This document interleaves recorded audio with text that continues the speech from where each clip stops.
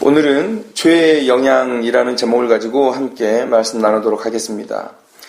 이제 성탄절이 얼마 남지 않았죠. 지난번에 성탄절을 어떻게 보내야 하는가에 대해서 얘기하면서 거룩한 기쁨을 회복하자라는 주제로 함께 말씀을 전했어요.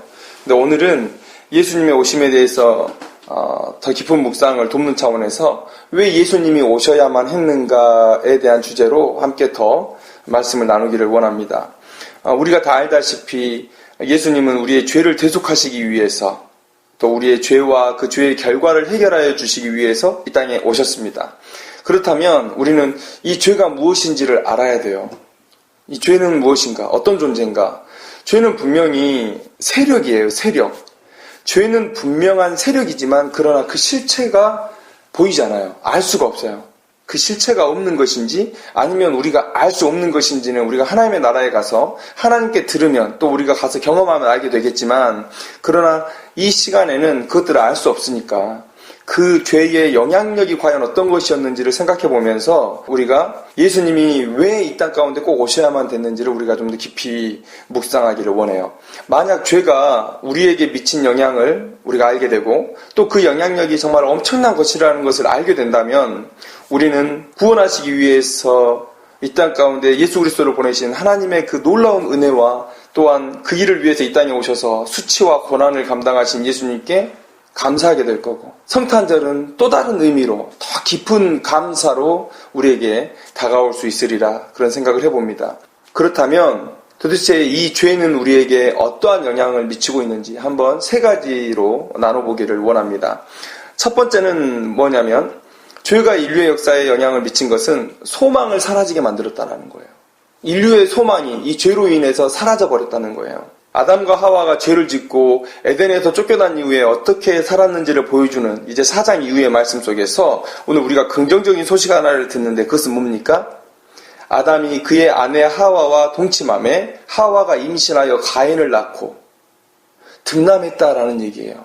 어느 시대를 막론하고 새로운 생명이 탄생했다는 것은 아주 좋은 소식이 아닐 수 없어요. 그래서 성경에서 보면 아이의 탄생하는 그런 일들을 통해서 그 가정에 복이 임하는 것을 우리는 많이 볼 수가 있습니다. 그래서 우리가 등남의 소식을 딱 듣는 순간에 우리는 당연히 기대를 갖는 게 인지상정일 거예요. 4장은 어떤 이야기입니까? 인류가 범죄한 이후에, 에덴에서 쫓겨난 이후에 이제 인류의 역사가 시작되는 그런 시점을 오늘 우리는 맞닥뜨리고 있어요. 그러면 우리는 이렇게 생각할 거예요. 자, 이제 인류의 역사의 시작이다. 멋지게 닻을 올렸다. 이제 어떤 멋진 항해가 시작될 것인가 한번 지켜보자. 이런 마음이 우리 가운데 있을 거예요. 인류의 역사는 시간이 지남에 따라 지식과 지혜가 더 성숙해져 갈 거고, 또 사회의 구조는 더 정교해질 거고, 그래서 이 세상은 정말 아름답고 살만한 세상이 될 거야. 이제 이 첫 출발을 아담과 하와가 가인을 낳음으로 인해서 시작하는구나 라는 그런 기대를 가져야 돼요. 그런데 우리가 성경을 조금이라도 아는 사람이라면 절대 이 본문 속에서 기대를 발견하지 못할 거예요. 아마 반대로 두려움을 갖게 될 거라는 생각을 저는 해봐요. 에덴에서 쫓겨난 이후에 인간의 역사는 얼마나 하나님의 기대와 동떨어진 것이 될까? 얼마나 하나님의 마음을 아프게 하며 또 그 불순종으로 인하여 인간들은 얼마나 더 매를 맞을까? 그리고 도대체 이 사망으로 점철된 우리의 인생의 서광은 언제나 우리에게 비추어질 것인가? 우리는 인류의 역사의 출발점에서 기대가 아닌 두려움으로 이 역사를 바라보는 우리 자신을 발견하게 돼요. 죄의 첫 번째 영향이 바로 이런 거라는 거예요. 죄는 인류의 역사 속에 들어와서 하나님과 인간 사이에 도저히 극복할 수 없는 거리를 만들어놨어요. 그리고 인간의 선한 가능성, 즉 하나님 앞에서 선하다 평가받을 수 있는 행위를 할 수 있는 그런 모든 가능성을 다 말살시켜버렸어요. 그래서 하나님께 도저히 칭찬받을 일이 없는 인생으로 행하는 족족 하나님을 향한 불순종과 반역의 행위만을 할 수밖에 없는 그런 인생으로 우리를 만들어 버렸다라는 거예요.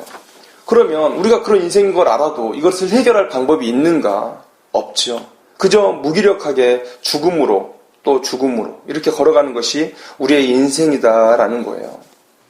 그래서 죄는 인류의 역사 속으로 들어온 순간 우리의 모든 소망을 앗아가 버렸다라는 사실만 우리가 기억했으면 좋겠어요. 그 증거는 무엇입니까? 오늘 본문에서 나오죠. 아담과 하와의 첫 번째 후손이었던 가인이 살인자가 되었다라는 거예요. 죄는 순식간에 인류의 역사를 자신의 포로로, 노예로 삼아버렸어요. 그리고 가장 가증스러운 범죄를 저지르게 만들었죠. 살인이 시작되었다면 그 나머지 범죄들은요, 너무나 쉬운 거예요. 사람의 생명을 앗아가는 것보다 더 심각한 범죄가 어디 있겠어요. 그런데 그 범죄를 저질렀다는 것은 그 나머지의 범죄도 너무 쉽다는 거예요. 아담과 하와의 첫 후손인 가인이 살인을 저질렀다는 것은 죄의 지배력이 그만큼 강력하다는 것을 의미하고, 또 하나님의 형상이었던 인간을 죽임으로써 하나님에 대한 반역의 문화는 이미 이 가인의 시대에 팽배해졌다라는 것을 오늘 우리는 알 수가 있다라는 것이죠. 이것이 바로 우리가 처음으로 알아야 되는 죄의 영향력이에요. 죄는 인생의 소망을 빼앗아 가버렸어요. 시간이 지나면 지날수록 우리의 인생은 더 나아지는 것이 아니라 오히려 더 나락으로 떨어지고, 그래서 인간의 삶은 도무지 소망을 가질 수 없고 멸망으로 치달아갈 수밖에 없는 그런 삶을 살아간다라는 거예요. 두 번째는 뭡니까? 죄가 인류의 역사에 영향을 미친 두 번째는 예배의 기쁨을 빼앗아가 버렸다는 거예요. 성경에 보면 에덴 동산에서의 묘사가 그리 길지 않다는 것을 우리가 알고 있어요. 그런데 왜 모세는 창세기를 기록하면서 이렇게 짧은 묘사만을 했을까? 예를 들어서 모세가 후손들이 이 에덴 동산을 보면서 천국을 상상하고, 그래서 하나님과 살아가는 삶이 얼마나 풍요롭고 아름다운지를 알고 살아가기를 원했다면, 만약에 제가 모세였다면 이렇게 표현했을 거예요. 하나님과 함께 사니까 이런 것도 풍성하고 저런 기쁨도 있고 이런 모든 것들을 막 묘사를 정말 리얼하게 잘했을 것 같아요. 그러면 후세 사람들이 천국을 생각할 때, 야, 이러이러한 것들이 있기 때문에 정말 천국은 살만한 곳이구나, 갈만한 곳이구나 라고 생각을 했을 것 같아요. 그런데 모세는 별로 묘사하지 않았어요. 뭐만 딱 묘사했냐면 하나님과 함께하는 삶을 묘사했어요. 에덴 동산은 하나님과 함께하는 삶이다. 에덴 동산에서의 삶은 하나님과 동행하면서 배우면서 하나님과 친밀한 교제가 있는 삶이다 라는 것들을 우리에게 말해줬어요. 왜 그랬을까요? 이것이 진짜 복된 삶이기 때문에 모세는 이 이상 표현할 이유를 찾지 못했던 거죠. 인간이 자신의 창조자인 하나님과 함께 있는 것 이상의 복이 어딨냐, 이상의 기쁨이 어딨냐라는 것을 모세는 우리에게 보여주는 거예요. 그러면 예배란 무엇입니까? 천국이 천국인 이유는 그곳에 하나님이 계시기 때문이고, 아담과 하와는 그렇게 에덴에서 하나님을 만났어요. 그렇다면 예배란 무엇인가? 하나님을 만나는 거라고 저는 말하고 싶습니다. 만나야 경배를 드리고 만나야 은혜를 누리죠. 그래서 예배는 만나는 거예요. 만나는 것부터 시작해요. 하나님을 만나면 우리는 경배하게 돼 있어요. 그 앞에 엎드리게 돼 있어요. 그 앞에 겸손하게 돼 있어요. 하나님은 우리를 만나시면 우리에게 은혜를 주실 수밖에 없어요. 왜요? 사랑스러우니까. 그래서 예배는 만남이에요. 만나면 모든 것들이 다 해결이 돼요. 그래서 저는 에덴에서의 삶이 곧 예배의 원형이라고 그렇게 얘기하고 싶어요. 아담이 살았던 그 에덴에서의 삶이 바로 예배의 원형이었다. 아담과 하와는 그 에덴 동산에서 하나님을 만나고 경배를 드렸고, 그리고 은혜를 누렸고, 삶의 태도를 배웠고, 그렇게 살아냈죠. 오늘의 예배와 동일해요. 그런데 에덴에서 쫓겨난 이후에 어떻게 되었을까요? 오늘 본문을 보면 가인과 아벨은 하나님 앞에 제물을 가지고 나가는 모습을 오늘 우리는 볼 수가 있어요. 아마 여기서 가인과 아벨이 드린 제사는 그저 하나님 앞에, 이 소산을 주신 하나님 앞에 감사의 예물을 드린 것으로 우리는 볼 수가 있죠. 그러나 한 가지 부인할 수 없는 사실은 뭐냐면, 하나님께 나아갈 때 이 제물을 가지고 나아갔다는 이 사실은 우리가 부인할 수 없는 거예요. 아담과 하와가 에덴에서 하나님과 함께 했을 때는 그의 모든 삶이 예배였어요. 무언가를 가지고 갈 필요가 없었어요. 그냥 하나님과 만나서 은혜를 누리고 경배를 드리고, 그가 행한 모든 일들이 다 예배였어요. 그런데 이제는 제물이 등장했어요. 저는 제물을 이렇게 생각합니다. 멀어짐의 상징이다. 거리의 상징이다. 예를 하나 들어볼까요? 우리가 고향집에 내려가요. 아버지의 집에 내려갈 때 아무것도 사들고 가지 않을 수 있어요. 그래도 아버지는 내가 온 것만으로도 기뻐하시고 그래서 반겨주시고 아무것도 받은 것이 없지만 그러나 우리가 떠날 때 우리 두 손 가득 우리의 차 가득 필요를 채워주시는 그런 아버지심을 우리는 알고 있어요. 그런데 만약에 어느 순간부터 내가 내 고향집에 갈 때, 내 아버지의 집에 갈 때 두 손 가득 무언가를 꼭 들고 가야만 한다면 저는 그것을 신분이 달라졌다라고 얘기하고 싶어요. 내가 더 이상 아버지의 아들일 수 없다는 것을 말씀드리고 싶어요. 이 세상에서 우리의 혈연으로 맺어진 아버지와 아들의 관계 속에서 이런 일이 일어나진 않겠죠. 그러나 오늘 하나님과 인간 사이에 이 죄가 단절을 가져왔다는 것을 오늘 명백하게 이 제물을 통해서 우리에게 보여주고 있다고 그렇게 말하고 싶어요. 함께 살았을 때는 이런 일이 없었어요. 에덴 동산에서 함께 거할 때는 이런 일이 없었고 이럴 필요도 없었어요. 그러나 이제 아담과 하와의 후손들은 하나님 앞에 나아갈 때 이 제물을 가지고 나아가야 했다라는 것을 오늘 말씀드리고 싶어요. 이 사실을 누가 가장 뼈저리게 느낄 수 있었을까요? 아담과 하와가 가장 절실히 느꼈을 것 같아요. 가인은 아담과 하와가 에덴에서 쫓겨난 이후에 태어났기 때문에 부모들이 에덴 동산에서 어떻게 살아왔는지를 몰라요. 그래서 자기들이 하나님 앞에 나아갈 때 어떤 재물을 가지고 나아가야 되는 것이 어쩌면 그들에게는 자연스러울 수 있어요. 그러나 아버지였던 아담과 어머니였던 하와의 입장에서 볼 때는요, 이것은 매우 충격적인 사건이에요. 내가 에덴 동산에서 하나님과 친밀하게 교제하면서 내가 하나님 앞에 뭔가 의무가 없이 그냥 두 팔 벌려서 아버지에게 달려만 가면 항상 아버지는 나 자신을 예배로 받으시고 기뻐하셨던 분이셨는데 이제는 내 자식들이 또 내가 하나님을 만나러 갈 때에 두 손 가득히 뭔가를 가지고 나아가야 된다고 했을 때 그는 이런 어떤 거리감들, 하나님과 우리 사이에 만들어졌던 이 거리감들을 느꼈을 거예요. 그리고 그들은 그 과거와 지금의 모습을 비교하면서 그 일을 야기한 죄, 그 죄책감에 몸을 떨었을 거란 얘기죠. 죄는 하나님과 인간 사이에 거리를 만들었어요. 그리고 인간의 가장 큰 기쁨을 빼앗아가 버렸어요. 그게 뭡니까? 하나님과 함께하는 그 기쁨, 그것을 빼앗아가 버렸어요. 예배의 감격을 빼앗아가 버렸어요. 우리가 예배를 드릴 때 왜 우리의 예배가 이렇게 무미건조할 수 있을까요?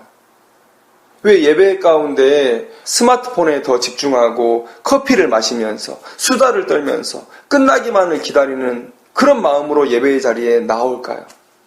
성경은 하나님과 함께함이 가장 복되고 기쁜 시간이라고 말하는데 왜 우리는 그렇지 못할까요?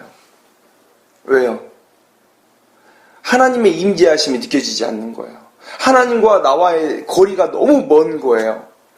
하나님과 내가 지금 이 예배를 통해서 만나고 있다라는 사실을 느끼지 못하는 거예요.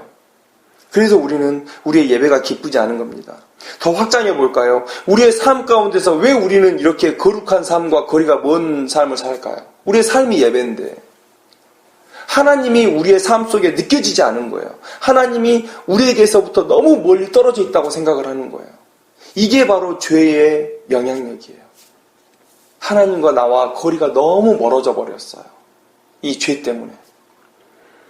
우리는 이 기쁨을 죄로 인해 빼앗겼다는 것을 알아야 돼요. 그래야 죄를 증오하고 하나님을 향한 간절함으로 예배할 수 있는 거죠. 죄가 우리의 예배의 기쁨을 빼앗아가 버렸다라는 사실을 우리가 깨달아야 되는 거예요.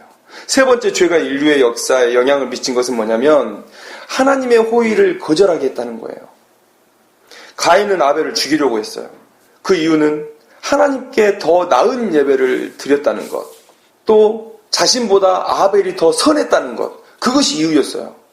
죽일 이유가 전혀 안 되죠.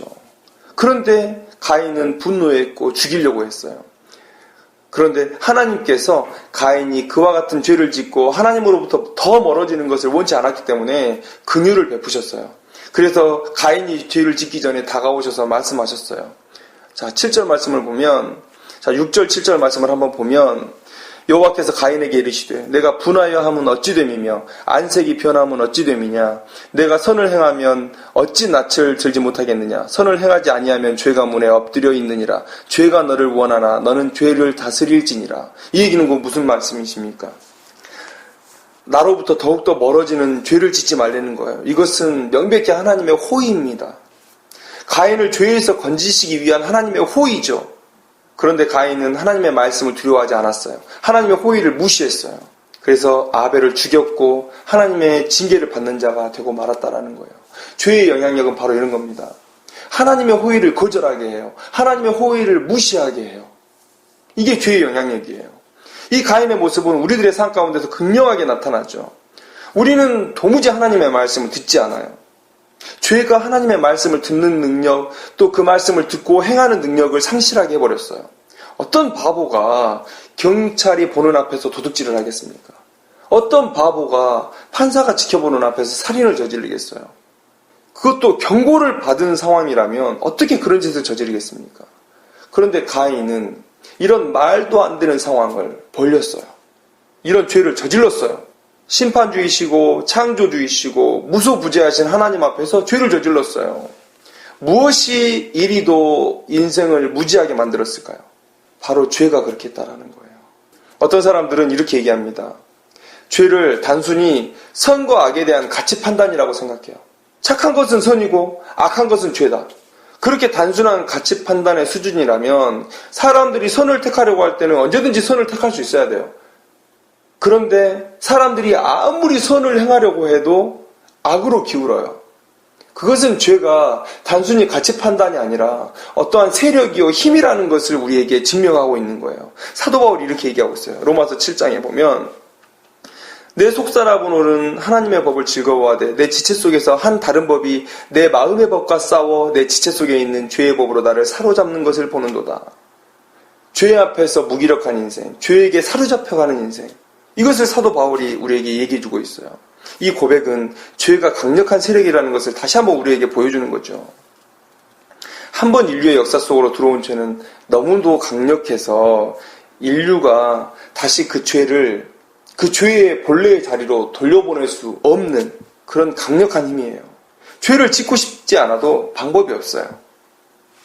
그래서 이 죄는 우리로 하여금 강력한 힘으로 하나님의 호의를 거절하게 하고 또 하나님 앞에 불순종하게 한다는 거예요. 가장 중요한 공고는 뭐죠? 예수 그리스도를 믿으라는 이 하나님의 공고, 이 하나님의 호의를 무시하게 한다는 거예요.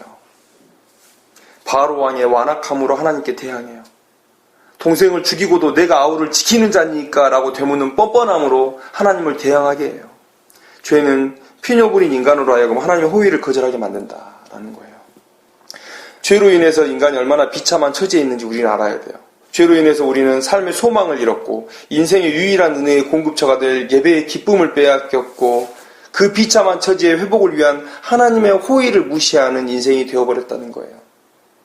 이런 죄의 결과를 우리가 깨닫는다면 이 예수님이 오시는 성탄절을 맞이하면서 매우 특별한 은혜를 우리가 누릴 수가 있다는 거예요. 그런데 깨닫지 못한다면, 죄를 깨닫지 못한다면, 죄의 영향력을 깨닫지 못한다면, 그래서 예수님이 이 땅 가운데 오시는 의미를 발견하지 못한다면, 그러면 우리는 이 성탄절기가 그저 아무 의미 없는, 그저 우리 육의 기쁨을 채우는 그런 축제밖에 될 수 없다는 거예요. 그렇다면 예수로 인한 회복은 무엇입니까? 자, 먼저 잃었던 삶의 소망은 어떻습니까? 예수를 믿고 난 뒤에도 우리의 삶은 그닥 달라진 것이 없다고 말하는 사람들이 대부분이죠. 그러나 그렇지 않아요. 삶의 소망을 잃어버린 것은 이 시간이 계속 되어져도 삶이 더 나아진다는 소망이 없다는 거죠. 그런데 예수님께서 오셔서 우리 인류를 옥죄고 있던 이 죄를 십자가 아래서 패배시켜버렸어요. 예수님께서 죄를 이기시고 승리하셨어요. 그리고 하나님께서 우리의 죄를 예수님의 십자가로 인해서 용서해 주셨다는 얘기예요. 그래서 우리는 비참 죽음으로 되변돼도 우리의 인생을 회복에 대한 소망으로 가득 채울 수 있어요. 또 현재의 삶이 고통일지라도 우리는 세상이 감당하지 못하는 믿음으로 지금 이 순간에도 평안한 삶을 누릴 수가 있다는 거예요. 잃었던 소망을 예수 그리스도로 인해서 다시 찾은 거예요. 자, 두 번째로 잃어버린 예배의 기쁨은 어떻습니까? 이제 에덴 동산에서처럼 우리는 하나님 앞에 어떠한 제약도 없이 나아갈 수 있어요. 물론 구약에서도 마음의 예배를 바라신 하나님의 음성을 우리가 들을 수 있지만, 그러나 공식적으로 죄사함을 위해서는 희생의 제물이 필수적이었죠. 그러나 이제 예수님께서 우리를 대신해서 죄를 지심으로 우리는 이제 하나님을 아버지라고 부를 수 있게 됐어요. 그래서 예전처럼 우리가 그냥 불쑥 아버지의 집을 찾아가도 아버지는 우리를 반기시며 모든 것을 쌓아서 다시 내려주시는 그런 하나님 아버지를 우리가 다시 만나게 되었다는 거예요. 이런 친밀한 하나님에 대한 인식과 또 실제적인 임재는 우리의 예배를 변화시켜요. 모든 삶 속에서 우리는 하나님과 동행하며 친밀한 교제와 은혜를 누리게 된 거죠. 예수로 인해서 에덴에서와 같이 우리의 예배가 다시 회복되어진 거예요. 예수로 인해서. 마지막으로 하나님의 호의를 거절하던 우리의 인생이 어떻게 되었습니까? 바울은 우리에게 범사에 감사하라고 가르쳐요. 이제 예수로 인해서 회복된 인생은 날마다 하나님의 호의를 받으며 살아가요. 그리고 그 호의를 받고 그것에 대해서 감사하며 살아가요. 거룩하게 하시는 은혜를 누리고 또 삶의 필요를 공급하시는 하나님의 은혜를 누리면서 우리가 살아가고 있다는 거예요. 예수 그리스도로 인해서 죄의 영향력은 사라지고 하나님의 호의를 받아들이는 그런 인생이 되었다는 거예요. 우리는 오늘 죄의 영향과 이 죄의 영향을 부수고 우리를 에덴에서의 삶으로 회복시키신 예수님의 놀라운 역사를 한번 생각해 봤어요. 오늘 이 말씀은 우리가 알고 있는 내용을 다시 한번 정리한 것에 불과해요. 그러나 이렇게 되새김질하는 일은 우리에게 너무 중요하다는 거예요. 죄? 다 알아요. 아담과 하와가 에덴 동산에서 죄 짓고 하나님과 거리 멀어지고 그런 거 다 알아요. 그러나 우리가 이 예수님이 오시는 이 날에 다시 한번 이러한 일들을 상기시킴으로 인해서 예수님이 오심에 대해서 더 깊이 깨달을 수 있다면 이것만큼 또 귀한 일이 없죠. 길갈에 세워진 돌들처럼 성탄절도 매년 반복되면서 이 땅에 오신 예수님의 의미에 대해서 더 깊이 생각나게 하고 더 깊이 깨닫게 하고 그래서 더 깊은 은혜로 우리를 인도해야 된다는 거예요. 오늘 이 시간 우리의 죄의 결박을 풀어주신 그 예수님께 집중하면서 예수님의 사역을 이해한 토대 위에 성탄절의 기쁨을 세워가기를 원해요. 저는 이것을 거룩한 기쁨이다 라고 얘기하고 싶어요. 이 시간 예수님의 오심에 대한 깊은 이해와 감격을 가지고 성탄절의 기쁨을 누구보다도 적극적으로 누리는 우리들이 되기를 주님의 이름으로 축원합니다. 기도하겠습니다.